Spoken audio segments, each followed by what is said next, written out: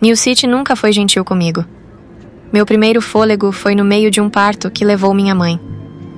Ela morreu antes mesmo de me segurar, e isso deixou um buraco no meu pai, que ele tentou preencher com trabalho e cuidado.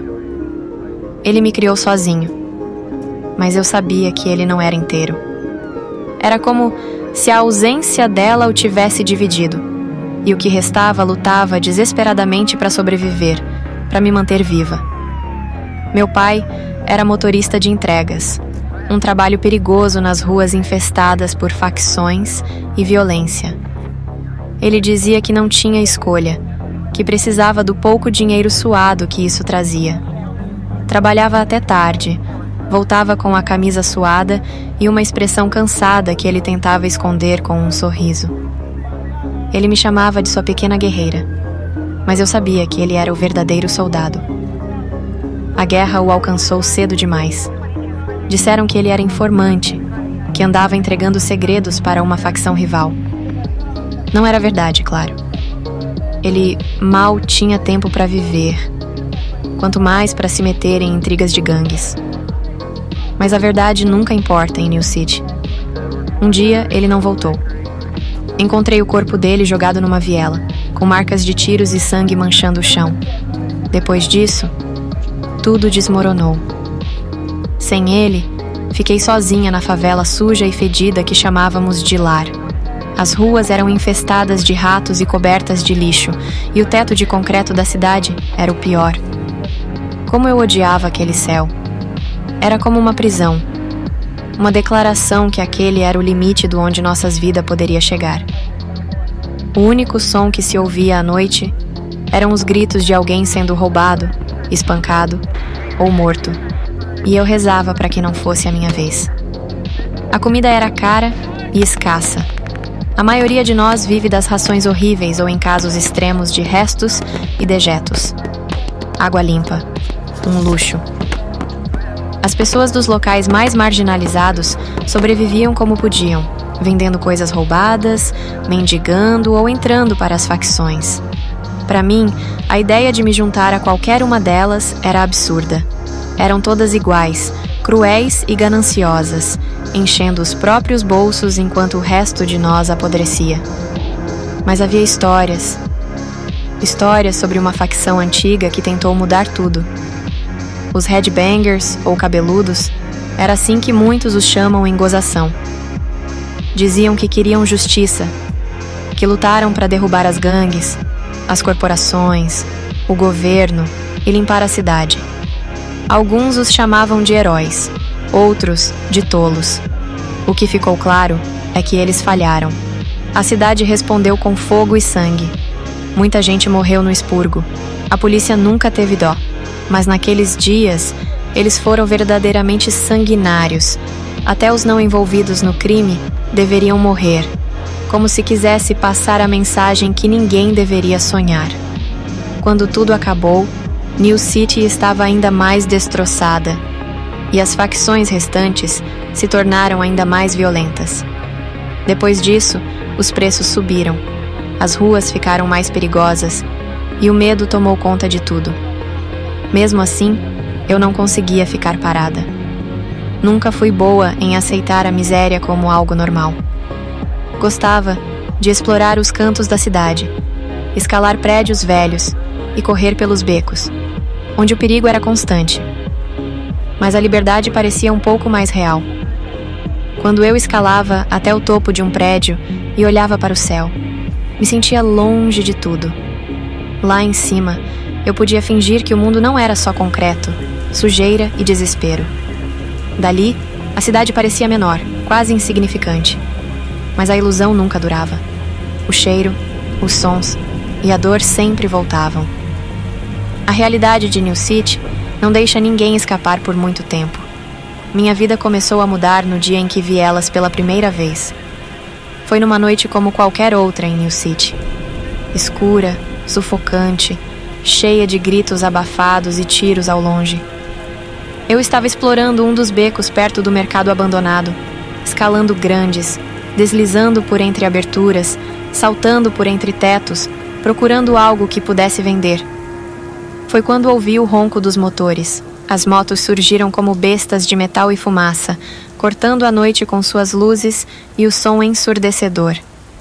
No meio delas, havia mulheres. Não as mulheres quebradas e cansadas que eu via todos os dias nas ruas com olhos suplicantes, mas figuras fortes, de olhar decidido. Jaquetas de couro cor violeta, fuzis no coldre, olhares furiosos e carrancas sinuosas. Eram as Girls of the Road. Eu tinha ouvido falar delas. Uma facção pequena, mas feroz. A única exclusivamente feminina. De mulheres que não pediam permissão para nada e que lutavam juntas contra o mundo. Elas pareciam intocáveis, como se o caos ao redor fosse algo que elas dominassem. Naquele momento, alguma coisa despertou dentro de mim. Talvez fosse a curiosidade por aquelas figuras incomuns, ou o desejo de pertencer a algo maior que a minha própria miséria. Ou talvez fosse pura inveja de ver alguém enfrentando a cidade de peito aberto. Enquanto eu rastejava por entre os escombros, elas rugiam pela cidade com uma força que poucos ousavam desafiar. Demorei semanas para me aproximar. Observei de longe. Vi como recrutavam garotas que ninguém mais queria. Eram tão imbatíveis quanto diziam os boatos. Chegaram tomando os pontos de venda de droga, os bordéis, as casas de aposta. Tentaram repelir elas. Algumas morriam, mas sempre elas venciam. Possuíam uma ferocidade e uma recusa a recuar incrível. Elas não eram apenas uma facção, como vinha a aprender. Eram um lar para quem tinha perdido tudo. Quando finalmente criei coragem para falar com uma delas, foi como se estivesse me jogando num abismo. Lembro até hoje das palavras de Lena, uma das líderes na época. Aqui, você será parte de uma família. Protegermos você tanto quanto você nos protegerá. Juntas iremos todas mudar esta cidade. Sem mais guerras, sem mais inimigos. Pense se está pronta para isso. Se quer mudar essa cidade maldita, se estiver, terá lugar entre nós. Mas se você vier, tem que estar pronta para lutar por cada centímetro de chão que chamamos de nosso. Eu estava pronta. Não tinha nada a perder e pela primeira vez, algo a ganhar. Os primeiros meses foram difíceis. As Girls of the Road não eram um lugar para quem queria moleza. Não era ficar em um beco traficando até o final do dia. Eram ataques de moto, vigílias, planejamentos. Ou seja, era trabalho duro, suor, sangue e, às vezes, lágrimas que você engolia antes que alguém visse. Não podíamos demonstrar fraqueza, não a todo momento, pelo menos. Precisamos ser fortes para encarar esta cidade horrível, dizia a nossa líder, Máxima Amélia. Mas havia algo libertador em estar ali. Pela primeira vez, eu não era só uma garota perdida. Eu fazia parte de algo. E a cada noite que eu patrulhava as ruas com elas, sentia que estava devolvendo à cidade um pouco do que ela havia tirado de mim. Começamos a ganhar respeito entre os moradores, onde antes havia descrença ou escárnio. Aprenderam rapidamente que a facção era justa e generosa com quem estava a seu lado, mas que era tão cruel como qualquer outra com seus inimigos. Muitos foram os exemplos da nossa ira, assim como as demonstrações da nossa generosidade. Diversas outras mulheres, até não envolvidas, foram se juntando. Mães solteiras, filhas órfãs, ex-membras de facções rivais. Houveram casos tais quais não foram aceitas. Algumas não aguentaram a pressão, outras demonstraram uma natureza serpentina que a facção nunca se deixou nutrir. Nossas leis eram pétreas, nossa justiça férrea. Trazer justiça para a cidade, proteger a nossa família, aniquilar os nossos inimigos. Estes eram nossos mandamentos sempre tidos em brados e gritos estrondosos. Mas o tempo muda tudo, até mesmo as coisas que parecem imutáveis. As Girls of the Road se tornaram a Siblinghood of the Road, a Irmandade da Estrada, e com isso veio um novo propósito: Agora éramos gigantes. Inimigos poderosos haviam caído, porém muitos ainda restavam, e a batalha continuava a escalonar. Então, sob o comando da Amélia, não seríamos apenas mulheres. Outros gêneros viriam a entregar as nossas fileiras, uma família completa para resistir aos horrores da cidade. Nossa organização cresceu, implacável, membros novos a cada dia. Amélia não era como Lena, ou as outras líderes que conheci.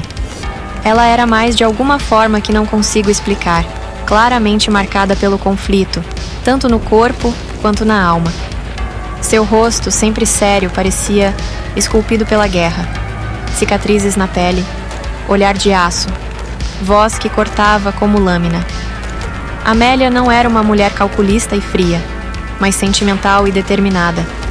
Podia agir com gentileza e compaixão, tanto quanto poderia ser cruel e sanguinária. Mas sempre era justa, inabalável.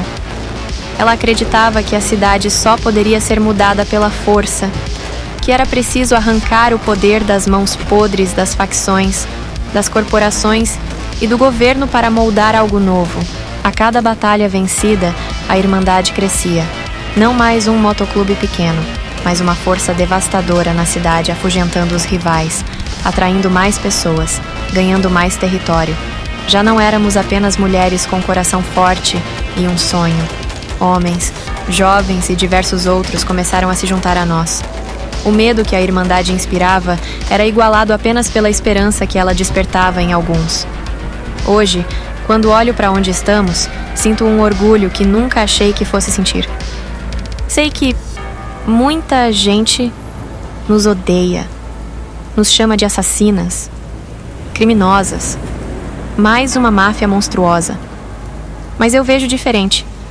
Eu vejo um propósito. Amélia acredita que podemos mudar New City, e eu acredito nela. Vi o que ela fez por nós, como transformou algo pequeno na máquina que ninguém pode parar. Esta cidade matou meu pai e roubou a minha infância, mas não vai roubar o meu futuro. Vamos construir algo melhor, e se para isso eu tiver que lutar, vou lutar. Se tiver que morrer, morro. Essa cidade já levou muito de mim, menos minha vontade de resistir. E com a Irmandade, eu nunca vou lutar sozinha. The enemy is strong, but our bound is stronger. The enemy is numerous, but so is our family. They want to destroy us. They broke us year after year. The corporations, the government, the factions, all of them. But they do not have our resolve, our righteousness, our determination, our wrath. So I say to all of the siblinghood, hate them, despise them, loathe them, fight them. They want us broken. But we will broke them first. No more years of shame, no more oppression. Scream! Scream for all your life's sakes. We will take them down, all of them.